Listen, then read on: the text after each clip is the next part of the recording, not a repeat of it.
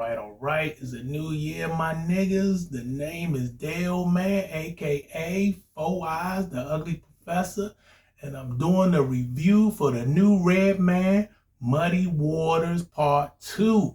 This review is done on behalf of Old Heads Network. All right, this album came out like a little bit before Christmas, so I'm getting to this review a little later than I wanted. I'm just going to start off by saying that Redman is in my top 20 rappers of all time. He's in between my 15 and 11 slots. I don't know exactly where in between there, but he's in between 15 and 11 for me. So I have a lot of respect for Redman. Love his past work for the most part. And Redman, he dropped his first album, The Album, in 1992, but I first heard him on EPMD's Business as Usual album. He had a little short joint. No, he had the hardcore joint. He was featured on that song and he killed it. And I became a fan from that day on. And he has two classics in my opinion. Some might say three. Some might say his first three solo albums are classic. I wouldn't debate anybody who thought the album was a classic. I think it's borderline classic, but not quite a classic for me. But his second album, There Is a Dark Side, is a classic for me. That dropped in 1994. And his third album, Muddy Waters, I'm about to do the part 2 to Muddy Waters, but his first Muddy Waters album is a classic to me as well. That dropped in 1996. And I love that joint. I played both There's a Dark Side and Muddy Waters to death. It got a lot of run in my car with the tape cassettes back in the day. I used to run that shit to death. So he's only made like one bad album out his whole discography, in my opinion. And that was his Reggie joint that he dropped in like 2010. He has like 9 solo albums. He has 2 albums with Method Man, the 2 Blackout albums. I think both of them are very solid.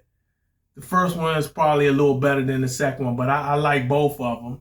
And then he had his joint with the Def Squad. Def Squad consists of him, Keith Murray, Eric Sermon, and they dropped the El Nino album. That was a banging album. Underrated. I really love that album. I still play most of the songs on that album to this day.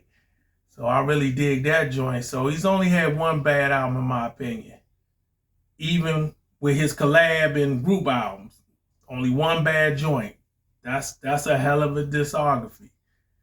And his album, Red Gone Wild, that dropped in 2007, is very underrated. I really dig that album. I think it's better than his album, Doc's the Name, that dropped in 1998, and Malpractice was dropped in 2001. I think it's better than both of those albums. I think it's his 4th best album.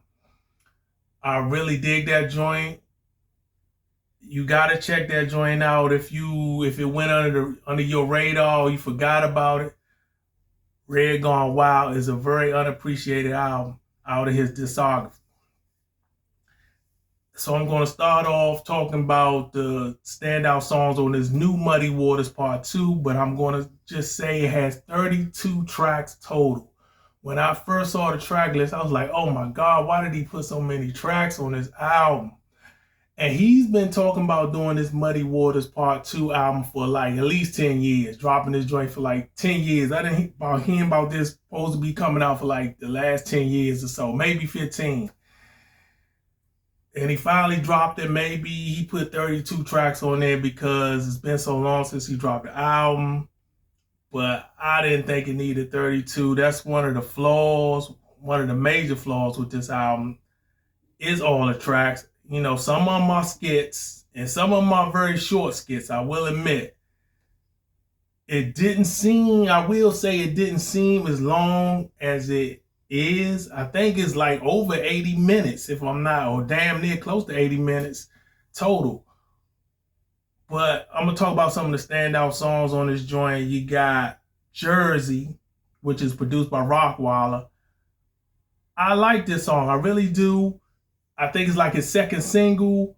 I heard folks talking about the song before I even heard it, saying it was just okay. But when I actually heard the song, and my first time hearing it was seeing the video. He has a music video for it, and I really liked it. Maybe it was the video that made me appreciate the song more than others, but I was really impressed with it. It's like a party joint without reaching for the party crowd, should I say. It's hip hop, but party. I really dig the joint. And then you got another joint called La La La, featuring Method Man. Makes sense to have Method Man featured on a song title like that.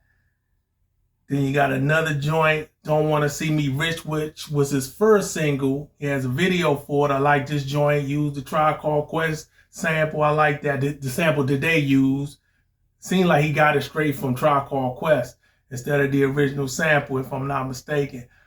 But I could be wrong about that. But anyway, I dig that joint. I'm On That Bullshit is another song I really like that could be a single, so to speak. I really dig that joint. Then you got another song called Dynamite, like taking the JJ from Good Times saying Dynamite. I like that shit. It features Sheek Louch from The Lox. I dig that joint. I'm a big fan of Sheek Louch. I think he's underrated as a rapper. Then you got Light It Up, featuring damn near every old school rapper and rap group from Jersey. I mean, he got folks from Queen Latifah to Lords of the Underground, one half of the Artifacts, rest in peace to Tame One. I think he got Channel Live. He got Naughty by Nature on that joint. He got Nikki D. I like, damn, Nikki D back to rapping.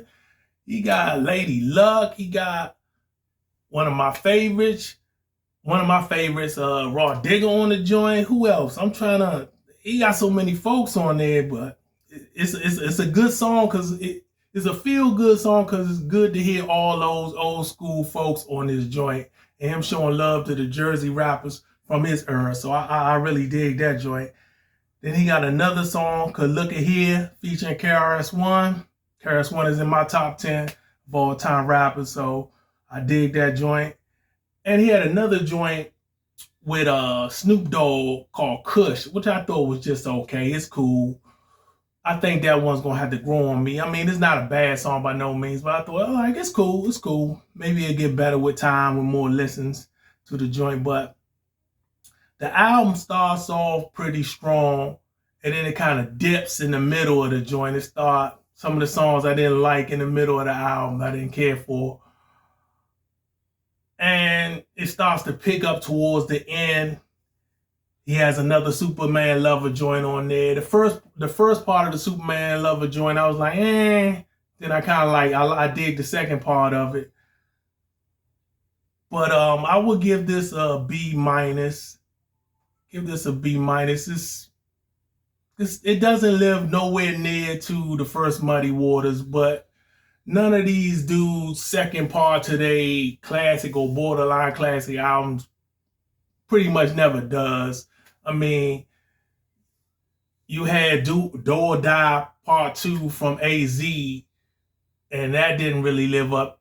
Definitely didn't live up to the first one. It was decent, it was solid, but it didn't live up to the first one. Then you got, Missionary, Snoop Dogg new joint with Dr. Dre. It's kind of like the Part 2 to Doggy Style. That definitely is nowhere near the classic Doggy Style is, but it's solid. So these Part 2s that these vets are dropping as of late, within the last, 10 to maybe 5 years, can't hold up to their first one, but that's to be expected. That would be hard to do, and that would be a hard ask. So, yeah, I give it a B minus. That's it. I'm done. Subscribe, like, and all that good shit. And I'm out. Look, mission impossible to drop a few lines without dropping old times when Southern Hill was still a gold mine. When pistol grips was my shit and I sold mine. When Alias was not a show and they told mine.